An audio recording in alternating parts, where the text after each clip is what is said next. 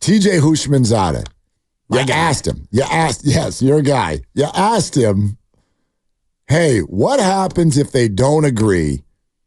And then it's game time. It's week 1, and you need $14 million, and you need a year of service, and you are under contract, and the Niners are like, we're not trading you, and we're not giving you an extension. What do you do?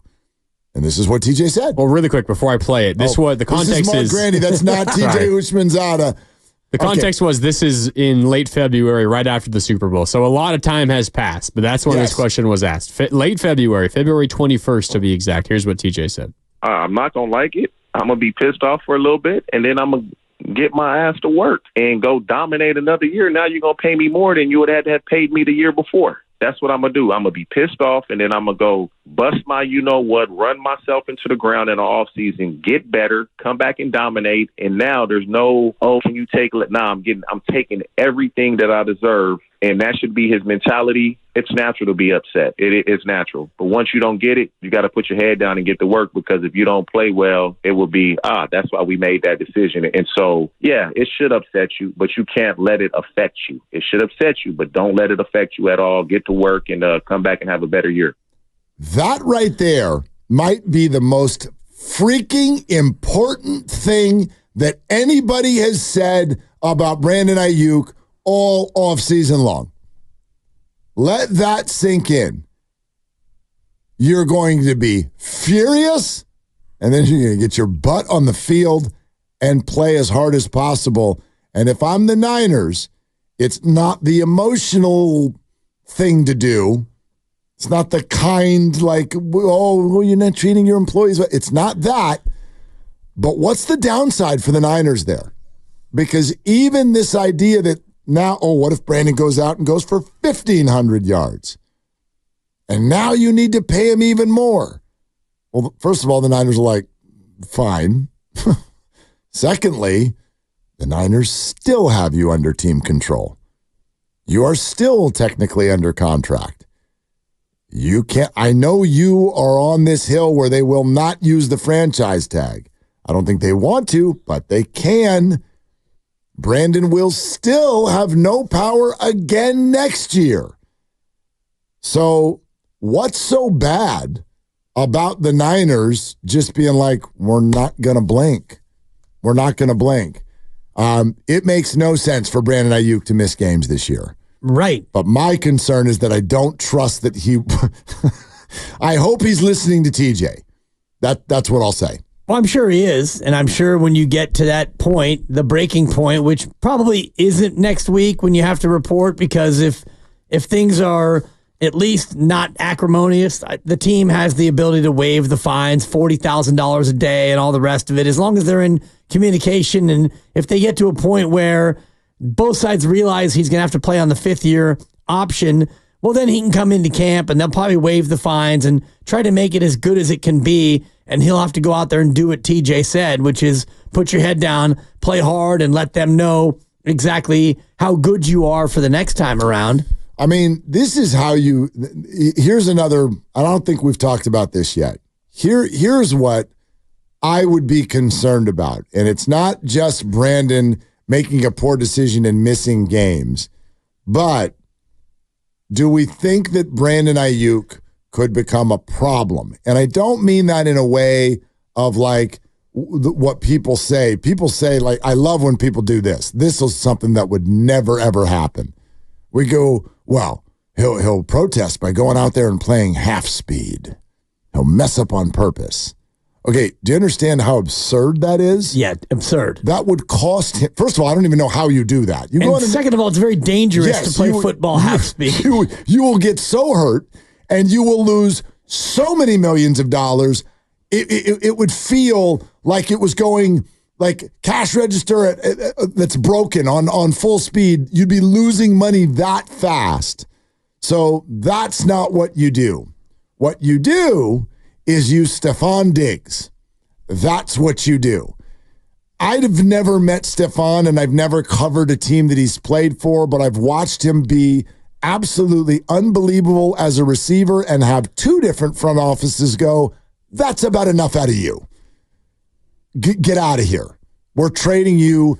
you're more trouble than you're worth. He's done a good job of keeping it mostly below the surface, and I can't, in an educated way, speak to what he's done. All I can do is tell you I see the final result. And there's enough smoke behind the scenes where it's like, dude, you're just a pain in the rear. I don't know what it is, right? Remember the reporter thing when the reporter got caught when the audio was on and she didn't know, talking about the way Stephon Diggs talks to people? I'll always remember in Kirk Cousins in the Netflix series Quarterbacks when they ran around the Vikings room and asked players. There's one player in this clubhouse who you would not let babysit your kid. They all said Diggs. All of them. And then maybe that's tongue in cheek, but like, dude, you rub people the wrong way. That's very, very clear to me. So could Brandon be like, okay, I go for 140 yards, 7 catches, $140 and a touchdown. And then in the locker room, I'm just yelling. I'm just walking. See? That's why you pay me. That's what, like, could you do that every week? You could, but he doesn't strike me as being that guy. Doesn't strike me as that? No. But he's on TikTok negotiating? Yes, but he's on TikTok and he's pretty soft-spoken and he's just sending out his message in that way. He doesn't strike me as an Antonio Brown. Not Antonio Brown, but this guy had people doing IG stories at exit interviews. Well, that's what people do now. That's what young people do. Nobody else is doing it at exit interviews. Who else is doing exit interview IG posts? See you later, Levi Stadium. Guess we're never going to see you again. BS walks, money talk. Like, who does that a week after the season's over? Like, dude. Young people do that now. Like, we haven't even had a chance to talk about this yet. Right. And that's, nowadays, that is how people communicate. Younger people, they communicate through their social media. Well, I don't have any issue with that. I'm talking about the timing of it. Like, right. This guy, look at the journey he's taken us on. The journey is he has said at certain parts of the offseason, I thought I was about to sign, which means it's like, okay, let's talk about it. When you're at exit interviews, I don't even know when is it? We just went to the Super Bowl, Brandon. When is it that we were supposed to sit down and have a contract talk? You're not allowed to be mad yet. You could be. You want to go to social media and scrub in 3 weeks after we talked to your agent and told him we think you're worth $18 million a year? Great. Then scrub it up. But don't do it at exit interviews. It's like, hold on. We just were in the Super Bowl. Can you wait?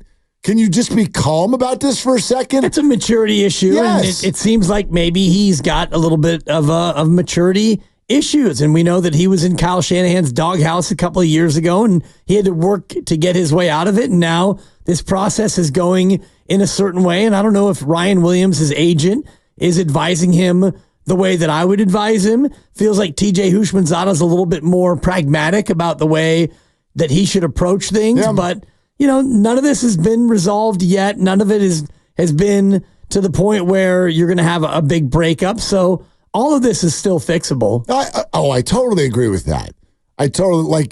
Here's one thing after all of this that would not surprise me is just a bunch of yelling and screaming, and then one day we wake up and they're like, Aiyuk and the Niners have agreed on a 5-year deal for it. Like, that would not surprise me at all.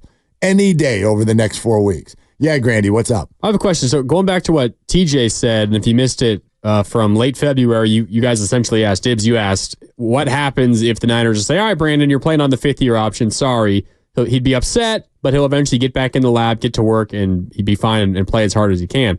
It seems to me TJ was taking that from the perspective of the Niners approach Aiyuk early in the offseason and say, you're not getting an extension this offseason, Brandon. Sorry, you're playing on the 5th-year option. There's nothing you can do about it. It's just not happening. But it seems like, there's negotiations going on. Yep. The Niners did not tell him that. They're keeping hope alive that they can get the extension done. And now maybe there's the possibility of the 5th-year option. I can understand if I'm putting myself in Aiyuk's shoes, how maybe that could be a little bit frustrating. If you just told me from the beginning the extension isn't happening, I might be easier to swallow than compared to now if you go back to just doing the 5th-year option. That's interesting. I personally, this is just me, we all kind of translate stuff however we want. That would bother me more. I would be like, Brandon's allowed to be. It would bother you more if they told you back in February. If they were just like, we're not even interested in talking about an extension. Yeah. Because the messaging to me on that would be like, we're not sure about you. We're not sure about you yet. We're not sure if we want to hitch our wagon to you. That would be the message. The message this time is we want to hitch our wagon to you. We just have a smaller hitch than you do. That to me, like the Niners want to marry Brandon Aiyuk. They proposed, he just didn't like the ring. Maybe it means financially we just can't do it, versus now it means we like you, but we don't agree with how much you're worth. Yeah, I think that's how Brandon, this is just me. I think that's how Brandon's taking it. I think the 49ers are trying to, and this is always hard for any human in any business. It's always hard for a human when a business goes, hey, this is our whole business picture. This is what we're doing as a group, and we very much want you to be a part of it.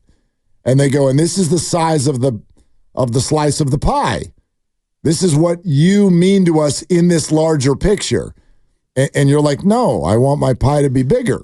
Like I'm the straw that stirs the drink. And you're like, no, you're one of our straws. You're one of our straws. We actually have a much bigger straw. We had to deal with that next year. And that's a big part of the problem.